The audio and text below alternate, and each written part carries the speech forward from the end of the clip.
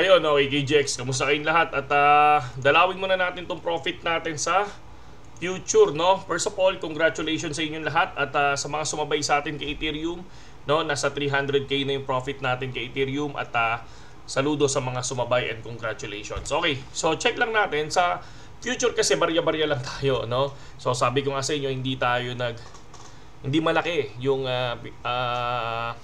nilolong position and nag-short position at or ino-open na position natin pagdating sa future. Hindi, no? Mabababa lang talaga yan. Barya lang yung binibigay natin dyan, di ba? So, doon tayo nag-aano sa Ethereum, mga kapatid. Okay, sa Ethereum, ito yung ating profit. Pakita ko lang sa inyo, no? So, spot trade, nasa 675. Umabot na to ng 690. So, 300,000 na yung ating naging profit dito. Solid na solid at saludo sa inyong lahat, no? So, next. Okay, so dito naman sa future from 1 to 11, no? From May 1 to 11, nasa 13,000 yung profit natin. Okay, ito yung proof, no? Kung makikita niyo, may tatlo tayong talo dito pero $3 tsaka $4 and then panalo natin dito 9, 4, 2, 36, 1. Next page, ganun din, may $19 tayong talo, 6 and 8, pero may panalo tayong 2, 21, 1, 22, 2, 4, 1, 2. Okay? The next page, ganun din, meron tayong mas malaki panalo natin dito. May 59, 9, 7, 12, 4, 5, 2. May talo tayong 0.73. Pero syempre, hindi mawawala yung OLATs. So, ayan. So, sa isang page na to, ang dami nating talo. Pero ang pinakamalaki, 33 USDT and 30. So, nasa 60, 70. Pero meron tayong panalo na 50, 60. So, talo tayo dito ng nasa 12 USDT or 10 USDT. Parang ganyan. So, next page, kung makikita nyo, puro talo pero may panalo tayong 59 USDT. Pero ang talo dito, puro barya lang. 0.02, 7, 1, 9, 7, 13. So, nasa panalo natin dito, I think, nasa 25 USDT. Okay? Next page, ganun din. So, mas lamang yung panalo natin dito, 32, 55, 24, malaki. So, almost nasa 13 USDT yung ating profit nung 1 to 57. Okay? So, ngayon, kung titingnan naman natin dito sa TA natin, unahin na natin si Pi Network. Okay, saludo dun sa mga pumasok sa TA ko dito, no? Noong nakaraan. So, lumipad si Pi Network at happy ako sa inyo. At sabi ko nga sa inyo, hindi naman tayo against sa Pi. Siyempre, nandun lang tayo sa market kung paano ba siya tataas, kung paano ba siya bababa. Okay? So, nandun lang tayo, support and resistance, di ba? So, yun lang yung sinusunod na sa TA natin kung bakit tayo nagkakaroon ng profit, di ba? So, sabi ko nga, napakadaming mentor ang madadaanan nyo sa kalye. Okay? Sa kalye ng crypto.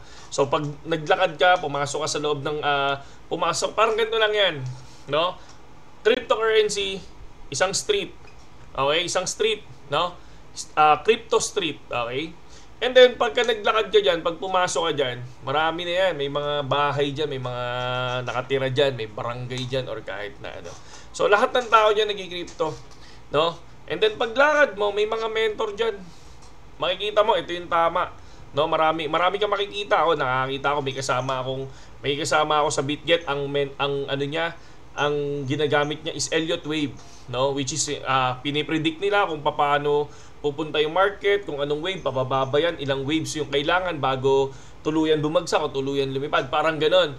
Yung iba naman, harmonics. No? May mga nakikita ang harmonics. No? Tapos meron pa si Tito Vlog, Tipay. Di ba? Tapos meron pang iba na ginagamit. Ewan ko kung ano na yung iba. No? Ako kasi, ang basihan ko, market trends, technical analysis, news. Ayan.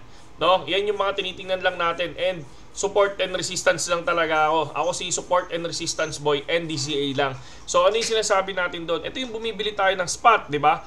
Nakita nyo naman to, yung 675 na yan. Ano ba yan nung una? Di ba? Makikita nyo dyan, doon sa pinakatuktok. So, ito siya nung una. Bumili tayo ng 1780 ng 200k kay ETH, 1550 ng 200k kay ETH, 1520, biglang barya na lang, 4.4k, tapos 1450, 11k, tapos ito pa yung umpisa niyan. To, kung napapansin nyo, di ba? Bumili tayo ng OM. Tapos pinapakita natin lahat. And then 1.58, 1580, bumili tayo ng 10K. And 1575, bumili tayo ng 4.5. So pinapakita natin lahat dyan, no? Dito sa spot kung ilan ba yung binibili natin. So ito, for example, ito yung umabot na ng 487. So pero ang total investment natin kay Ethereum nasa 420 o 430. So ito na yung ina-update natin sila na meron na tayong 487, profit na tayo dyan. So kung mapapansin nyo, 4.82 yan ha, di ba?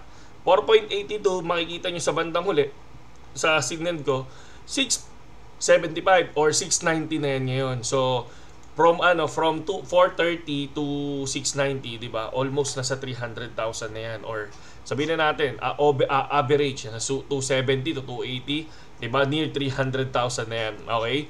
So planning, paano ba ako magtitipi diyan? So mamaya discuss natin. So far ito yung ginagamit natin kay Pi. Si Pi na-break naman, no? Na-break naman tong isang resistance natin na 0.77, pero kung titingnan natin, mahina lang yung volume niya, no? Nandirito pa rin siya sa linya na yan. Possible, pagka bumalik yan at hindi natapos yung line na yan dyan, no? Dito siya, no? Nag-end pa rin siya dyan, umangat yan. Possible, magkaroon pa rin ng spike yan ng konti. Okay? Pero pag bumaba na dito yan sa resistance natin, rejected na to, tong resistance na to. Possible, baka bumaba na ulit si Pi Network. Possible lang ha, syempre nandito tayo sa support natin na na 0.7150. Okay? 0.7150 ang ating Pi Network support. Okay? Tapos resistance natin, nandito pa rin tayo sa 0.78. Okay? So next, punta naman tayo kay BTC. So kung makikita natin kay BTC, congratulations sa inyong lahat. So lumipad siya dito, sabi ko nga sa inyo, no? Nung nag-tweet tayo, nung tayo sa Reels, kung naparod niyo yung Reels ko, ang support, ang immediate resistance natin ay 104,040, no?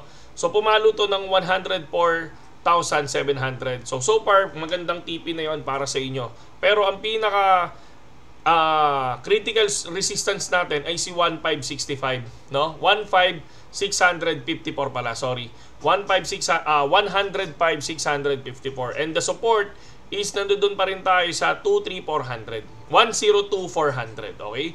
102,400 kay BTC. And syempre pagdating natin kay Ethereum, 'di ba? Ito yung legendary na guhit talaga natin kay Ethereum noon pa, no? Kung makikita niyo yan, yung line na yan, napakatagal niyan, no? So, ang expected ko maabot ni Ethereum ang 2.8, no? 2.8 possible, no? Sana maabot niya to, no? And then pag naabot niya yan, ang next target na kukunin niya pag naabot niya yan ay si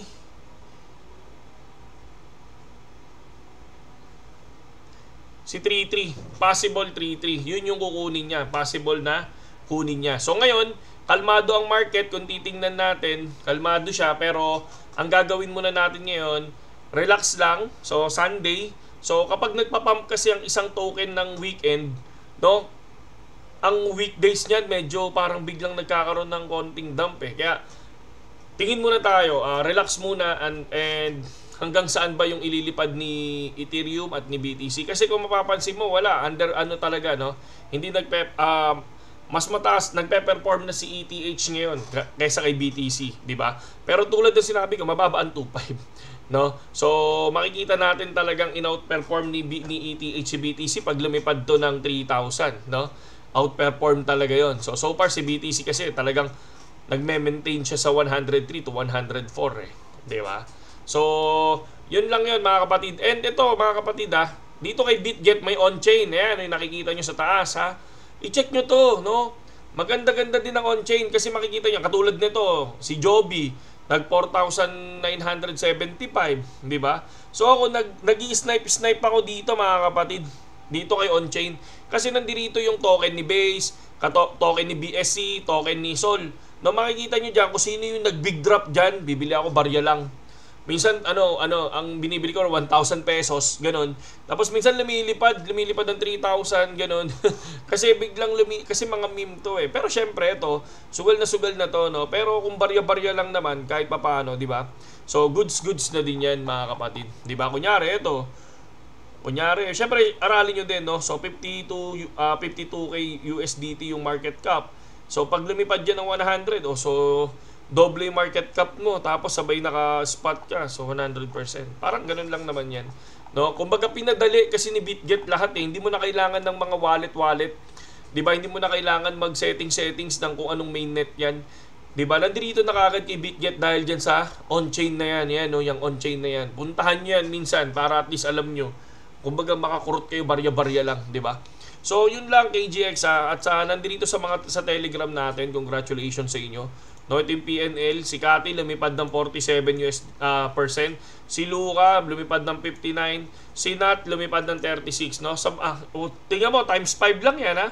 Pero ako, naka-times 10 ako dito, nasa 60 pala yan, 60 o 70%. No, congratulations sa sumunod sa TA natin. Dito ako nagbibigay ng TA sa future trade.